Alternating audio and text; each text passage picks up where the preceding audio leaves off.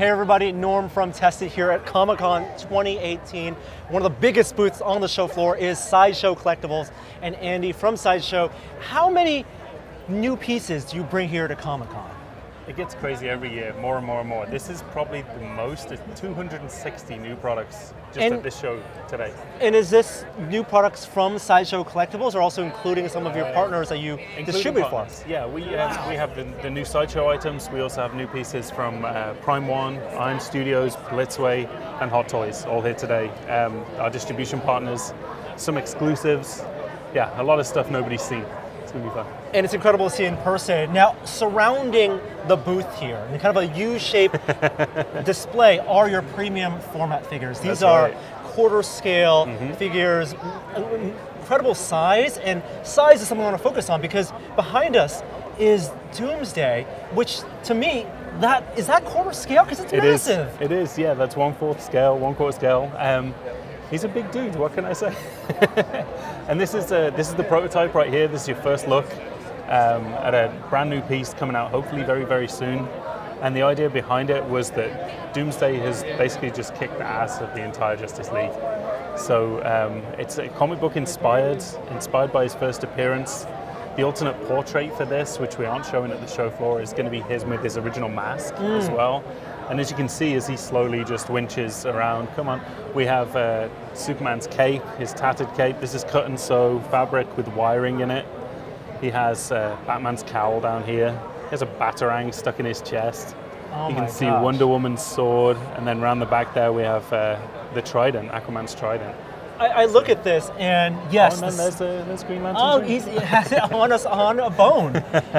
It's not just the scale that's impressive to me, it's how this all breaks down, because to make molds of this with all the bones and spikes, that's madness. Yeah, it's a challenging piece. This is definitely tricky, you know, there's no doubt about it. And it's going to be interesting seeing how, right now this is the prototype, seeing how this breaks apart for shipping is a whole separate challenge all in itself. So finding the keying in features, I wouldn't be surprised if a lot of these spines are magnetic key-in pieces that are numbered and you have to slot them all in yourself. Yeah, just shipping one of these things is a challenge. It's also interesting that this is comic inspired and not the Doomsday we saw in the film, which you've done, you know, other figures of. The artists at Sideshow kind of have a lot of opportunity to be creative in their interpretations of characters that we love from the comics. And can you call out just some of the different interpretations we've seen of classic characters? Absolutely, yeah. The, Mythos, which you may be familiar with Sideshow, we did it originally with Star Wars. Yes. We have a very long relationship with Lucasfilm where they gave us the privilege to do our own interpretation of those characters at maybe other moments in their life throughout canon, most famously being our Obi-Wan, our Mythos Obi-Wan. And that kind of paved the path for us to be able to do that with Marvel, with DC, with Terminator license now. So we can do the pieces, an homage to the pieces we love in the comic books, but add a little bit of a Sideshow twist to it, especially on something this scale. Thanos is a fantastic example. Like, as much as we all love the comic book Thanos, his boots are basically big yellow rain boots, right? So when you have a statue and the boot's that big, we want to try and add some texture, some visual appeal, but still make it always recognizable as the comic book version. So that's when we get to play with textures, start to work on a lot of 3D printed digital elements and trying to bring it more to life. Some of these characters I would never have imagined 5 years ago being in full statue scale, a nightmare version of Batman that's unlike something I've ever seen before in a collectible. And even though you guys have done your Trinity, your Batman, your Superman, your Wonder Woman, you guys are doing new premium formats of the Trinity. When you go revisit the characters, what new things you want to bring to it? Well, obviously our stuff is limited edition, so there are key characters who we always want to sell. There's always characters people want to buy. So we know that at some point we're going to have to do another Batman, we're going to have to do another Wonder Woman. So the challenge then is always to try and up our game, to do something new that we've never done before, to inspire our artists to push the envelope a little bit, maybe choose a new artist who's always dreamt of being able to do their Wonder Woman. Maybe a guest artist, or even in-house. I mean, you can imagine every time it's like, we're going to do Wonder Woman, all the artists are like, me, I want to do Wonder Woman, you know, so that's pretty much the idea, is we have to always try and level up. And it's not just the stoic pose, you're more action-based poses, using the base to put these characters in like in mid-action. Yeah, that's been a new thing for us. Not only mixing new materials, working with a mixture of poly resins and vinyls for different qualities, different reasons, but also including a lot more metal as well on the internal parts of these things. Armature. For balancing, yeah. So there's, instead of just a key-in point with a magnetic piece keying it in, we might have a steel understructure in there to be able to get more of a dynamic pose, to push something in a different way. And that's one of the benefits of working at this scale, is that you have more volume. That's right. Everything is beefier, and really the big problem is for the collector, where to display this, Yep. right? Where can you get a 360 view for a character, for a piece like this? Now you also do other scales, and you work in 6th scale. Can we check out some of the 6th scale pieces? Of course, yeah. That's okay. Now, Andy, we're on the other side of your massive booth here, where it's dedicated to 6th scale. You partner with Hot Toys. I like that when we go to Comic-Con, Hot Toys has been working on these products for so long that we get our very first glimpses of some of the final costuming for the film characters. Aquaman in his classic costume as he'll appear in the film. Yep. And it's like a sneak peek. Yeah, and you'll see that more and more.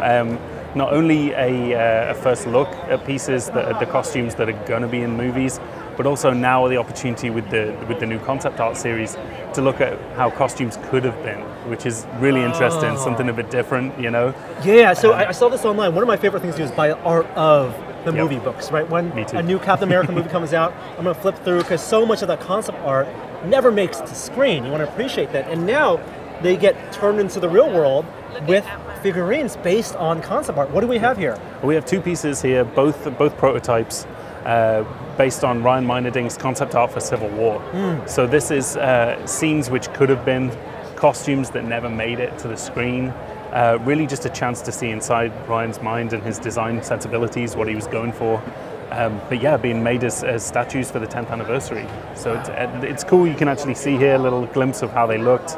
You know, I'm pretty excited about this one. I want to see a more Agents of S.H.I.E.L.D. style cap with 2 shields. I mean, come on, it's so badass. And not only is it new cut and sew, new patterns for the costuming, patterns that never had the full size equivalent, but also new sculpts for the faces. That's right. So if you're a collector of Captain America, you have Steve Rogers in a different pose. That's right. Yeah, and we've started working at Sideshow with Ryan and Addy.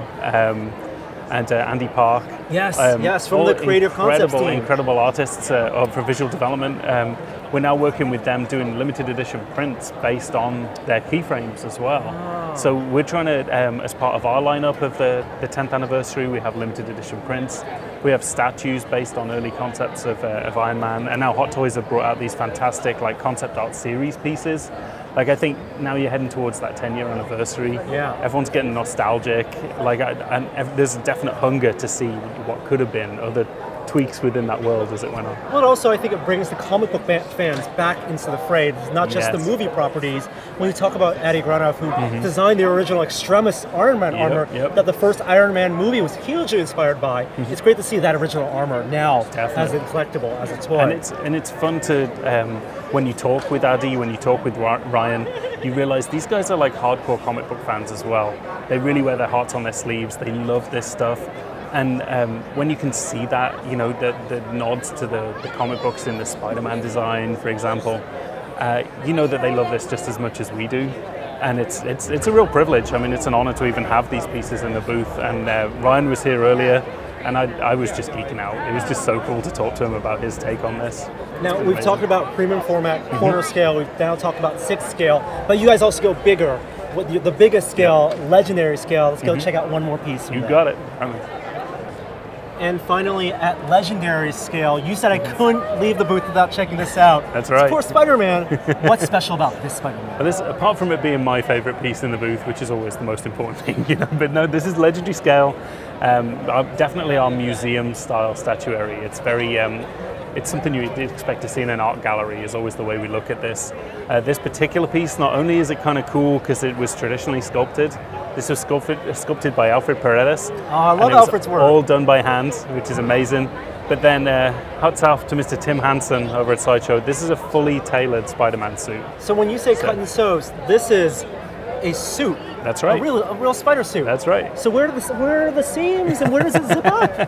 It's all, every single piece of this is tailored right down to his fingertips. At the moment, the prototype, the head keys on separately, and the torso keys on just around that belt line. But this is all tailored. Nobody's that I know of, I mean, correct me if I'm wrong, nobody that I know of has attempted a fully tailored spider suit for a statue before, because it's not tailored like a suit for you or me. Yeah. It's tailored to that specific pose. Right. And what's interesting on this is not glued to the figure. This is tailored to that pose. So there can be no room for error at all. Right, right. We use one little insider trick, a Sideshow thing here is we use a process called dye sublimation obviously for printing the patterns on there. We also print the shadows on there as well. So this is not only just nicely spotlit, it will always look nicely spotlit wherever you display it in your home. All these muscle shadows are actually printed onto the suit. I was about to say, because convention lighting is notoriously the worst lighting, and yet you get the subtlety underneath there. So it's really the intent, the artist's intent is going to be there the whole time. I love that when Alfred, who's an amazing sculptor, does the work, he understands where the muscles are supposed to be and where they're supposed to be tense for this pose. Like I see in the shoulder there, that line is wonderful. Yeah, he's a fantastic artist, and what the challenge there is, because this isn't glued on, this is tailored to the pose, we have to make sure that those shadows line up with the underlying musculature. It has to be a perfect fit suit or it doesn't work at all. So this is definitely, it was 2 years of design on this one. This particular prototype took 2 years to bring to the show, and this is the very first look. So I don't know when he's going to ship. We literally brought the prototype just to show you guys today. That's incredible. Thank you so much for sharing with us all of these amazing sculptures from all different scales. It's great to visit Sideshow every year at Comic-Con. Thank you very much, man. Thank you. Thank you. Thanks for watching this video. If you were watching it and thinking, boy, I wish Tested sold a t-shirt, your prayers are answered. I am wearing the first Tested t-shirt that proudly proclaims that one-day builds always take longer than a day. Buy yours right now in the link below.